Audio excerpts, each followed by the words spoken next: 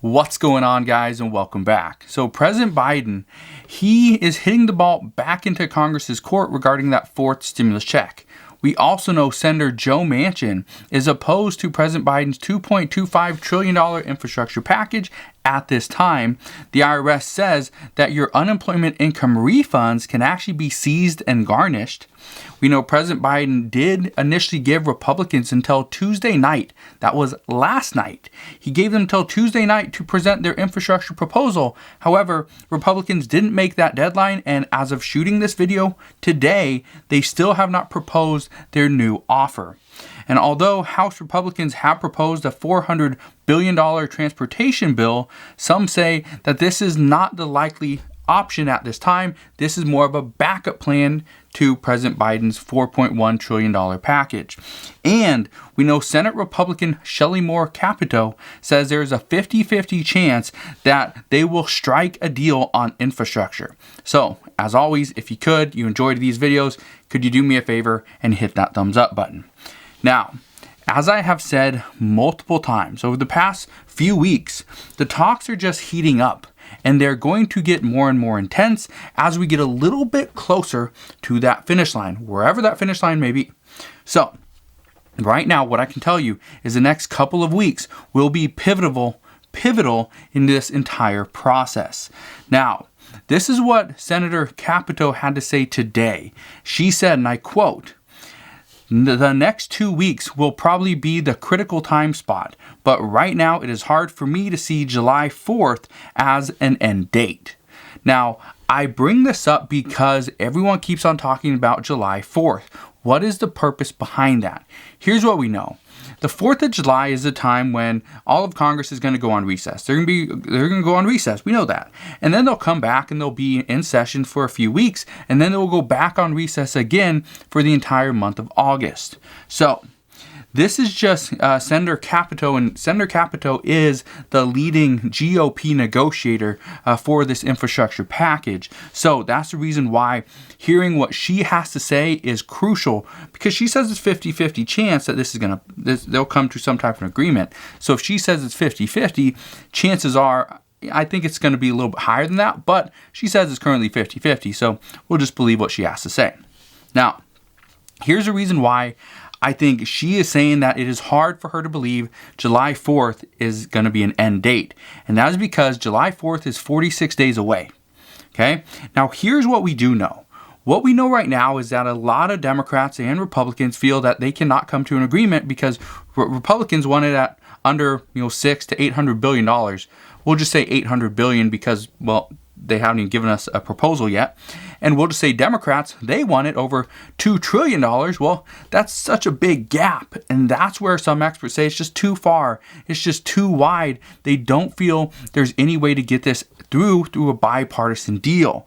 Here's what we need to understand about that. The only way to get this passed without any bipartisanship, without any Republican votes, is with a budget reconciliation. That is still on the table. So, what I can tell you is that a budget reconciliation will most likely take every single day of those 46 days and most likely go into, probably into the 50 to 60 day mark. It's going to take a little while. This is a big bill. This is bigger than that $1.9 trillion American Rescue Plan. This is much bigger than that. This is $4.1 trillion. And some say that's even too small. What I can tell you right now is Democrats are currently urging President Biden. I'm not even say urging. They're demanding President Biden step up his offer. They're telling him to stop negotiating with Republicans as a bipartisan deal is very unlikely to even happen. On Tuesday, multiple House Democrats sent a letter to President Biden, to Nancy Pelosi and Chuck Schumer. And in this letter, they are saying that President Biden should move forward with his roughly $7 trillion package. This was an infrastructure package that President Biden initially laid out during his presidential campaign. Well, what I can tell you right now is that many Democrats are going to oppose any bill close to $7 trillion, especially with the talks of inflation happening right now. Okay, if you guys are invested in the stock market, You saw today was a crazy day. If you guys are invested in cryptocurrencies, you saw today was a crazy day. The markets just tanked. And if you held strong, if you were gutsy, right, you would have bought in close to the bottoms and you could have made a lot of money. Okay. For example, Bitcoin, when I bought it, I said if it got to 30,000, I was buying. Well, it reached 30,000 for just a second. I was able to get some and then it went back up. That was a great investment. Now, you don't have to buy a whole Bitcoin. You can buy, fractions. But again, it was a good investment. But the reason all this stuff's happening, well, other than what happened, the lockdown or the crackdown in China, but inflation is causing a lot of issues right now. Okay, that's my point, is inflation is huge. And so right now, the talks of a $7 trillion infrastructure package, trying to get that passed, the chances of that happening, in my opinion, 0. Maybe 1%, but it's very, very small. We have a much higher chance of seeing a monthly $2,000 stimulus check than we do of a $7 trillion infrastructure package.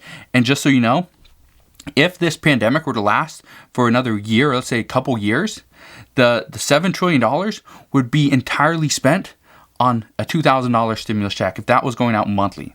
Okay, so just keep that in mind. That's how high these talks and high these, some of this stuff actually cost. Because if it's monthly and it's recurring, that's a huge investment. So that's kind of what we're hearing there.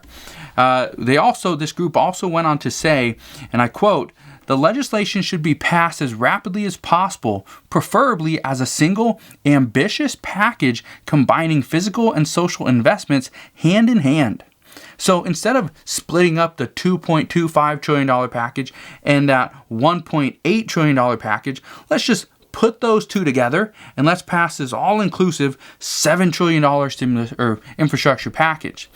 They even went on to say, and I quote, "While bipartisan support is welcome, the pursuit of Republican votes cannot come at the expense of limiting the scope of popular investments." And this is the same thinking that many Democratic lawmakers have as well. So just keep that in mind. This is not just the mindset of a few. This is the majority. The majority are saying that, yes, we need to figure out a way to just skip over the Republican support, get past that, and let's just pass what we can pass.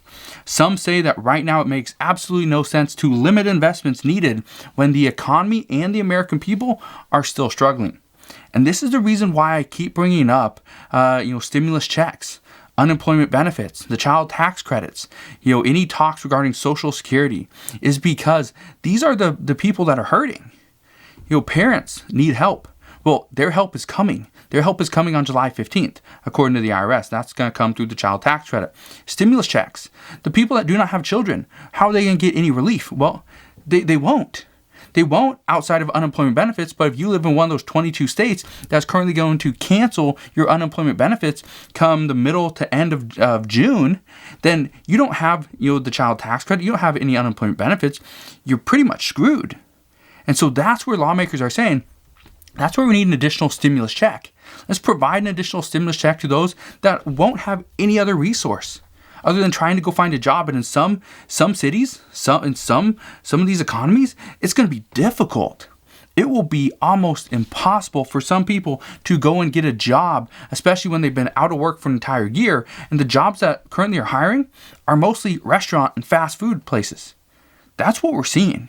So there's going to be a huge shift. And this is what some experts and economists are worried about. This is what some have been saying before, is that we are in a K-shaped recovery. The rich, they saw it drop, and now they're headed back up. And the lower income individuals, they saw, okay, the economy dropped, started to go back up, but now they're running out of money, they're running out of benefits, and pretty soon they will just kind of taper off. That is a huge issue. Now, what I can also tell you is this same group of House Democrats that are urging Nancy Pelosi and Chuck Schumer to go and pass something bigger, to really push President Biden to ask for more. What we know right now is they are also pushing President Biden to just increase his offer. Just increase your offer. They ask, why settle for $4.1 trillion when we have all the power? And if this were to happen, some want to know, would we see an additional stimulus check? Well, here's what I can tell you.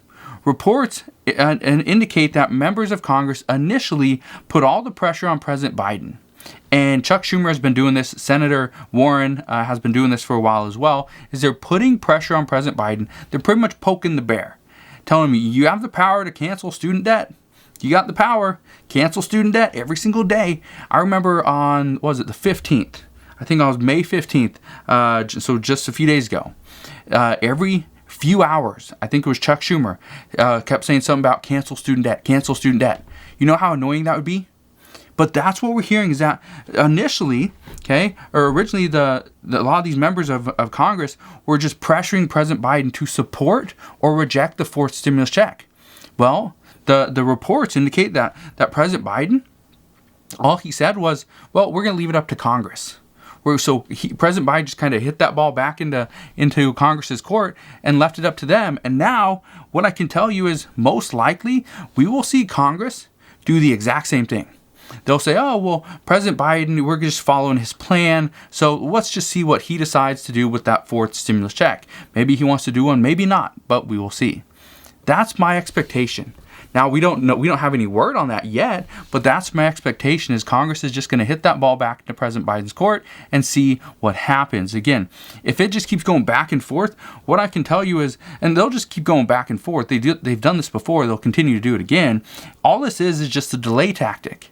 And the reason for this, according to some experts, the only reason why Congress and President Biden would do this, even though they're on the same team, they don't want to make each other look bad, and that's the reason why they're doing this. Because if President Biden says, yeah, I support it, and then Congress doesn't pass it, well, what do you think happens to all those lawmakers that their seat is currently up for grabs? Or, next year, they're going to be up for re-election. What happens to them? Well, chances are they're going to struggle because President Biden says, yeah, we need a fourth stimulus check for X amount of dollars, and then Congress can't get it passed. That's a big issue, especially under a budget reconciliation. That would be a huge issue. And that's something that lawmakers, or specifically Democrats, can't afford to do at this time. So we will see what happens there. But what I can tell you, is that right now the only thing people have to look forward to at this point is the child tax credits, the income tax returns. If you have a refund, great. If not, that sucks, because there's not going to be much for you other than that child tax return. And the third thing is the unemployment income tax refunds, or unemployment income refund, right? Which you can get up to $10,200 in tax-free income if you received up to that much money in unemployment income for 2020. But here's the issue. The issue is the IRS said today that the tax refunds, which we know, but the unemployment income refund checks can be seized for non-payment. So, yeah. So even though all these people have been excited, I think there's like 7 million people that will be getting some type of reimbursement from the IRS because of their unemployment income refund, what we know is that now they are saying these can be seized and garnished. Yes. So these are not safe. These are not like stimulus checks. Okay, these are not economic impact payments to the EIP. They're not classified as that. So because of that, they can be garnished. They can be seized by the IRS. And so some of these payments. So if any of these apply to you, just understand you may get a smaller amount, or you may get absolutely nothing, because that payment goes right back to the IRS. But here's what we know. This includes past due federal taxes, state income taxes, state unemployment compensation debt, which is simply if you got overpaid and now you have to pay back the state and you haven't done that yet, they will take your money. We also know this includes child support, spousal support, and certain federal non-tax debts. For instance, student loans. Okay, so if you haven't paid your student loan and they're coming after you for this, yeah, they can take your money. So just keep that in mind. So again, right now, even though the IRS is trying to do their job and hopefully they're getting the child tax credit portal open and trying to send out there's still people that haven't got their first and second stimulus check, still people waiting on that third one. Who cares about the fourth one? There's still millions of people waiting on the last three. So we'll see what happens there. But one thing I just want to address is right now, what are Republicans doing? Because we know what the IRS is doing. They're trying to get everyone caught up. We know what Democrats are doing. They're trying to get this infrastructure package negotiated and passed, but pretty much worked out the details. So what are Republicans doing? Well, we know Republicans, or the Senate Republicans, missed their Tuesday deadline to submit their infrastructure proposal to President Biden. And as of recording this, like I said earlier in this video, they still haven't proposed anything. Okay, as of recording this, they still haven't. And I mentioned this the other day, or even the past week, that what we see is critical. What we see happen, over this next, couple weeks, even the month, is critical. There, we've seen absolutely no headway in regards to infrastructure, and Democrats will most likely try to move on without bipartisan support if there's no proposal. If the proposal isn't adequate enough and it's not high enough, there's not much to it, Democrats are just going to move on without Republicans. And as they're not going to wait, okay, honestly, they're not going to wait. They waited long enough. Republicans are trying to just drag their feet. And again, I'm not trying to bash Republicans, and I'm not trying to support Democrats. I'm trying to stay right in the middle. But what I can tell you right now is Republicans are just doing what Democrats did last year. They just drag their feet. Okay, and usually what happens, got some fly in here. Anyway, but usually what happens when all this stuff is going on is, and again, we saw it last year, but what I can tell you is it works if you just drag your feet a little bit. And I think President Biden he has seen this tactic enough in the Senate that they're just dragging their feet. They're just buying time. Well, this is the reason why House Democrats are urging President Biden, just forget bipartisan support. Just forget it. Let's move on with this package. Let's move on with the next bill, and let's get it passed. Because they want to get it passed before July 4th. But again, as of right now, I highly doubt it happens before July 4th. Could it happen sometime at the end of July? Yes. But before July 4th, probably not. So, now, one of the things I want to address, okay, and this is one of the reasons why I think we're getting more ideas and more proposals, is because a lot of lawmakers, both Republican and Democrat, are currently saying that they feel it's almost impossible to get a deal done with how far apart the two parties are. And not only the two parties, but even within the Democratic Party, there's centrist Democrats like Kyrsten Sinema and Joe Manchin that don't support the current bill that President Biden has proposed. So, this is one of the reasons why House Republicans, as of today, proposed a new transportation bill. Now, they are saying that this new $400 billion bill is going to be a great alternative to an all-encompassing infrastructure package that President Biden is currently trying to negotiate. But, and again, just to give you an idea, this is a 5-year, $400 billion package or bill. Currently, the infrastructure package is a 10-year plan. It's a 10-year plan. But here's what's interesting.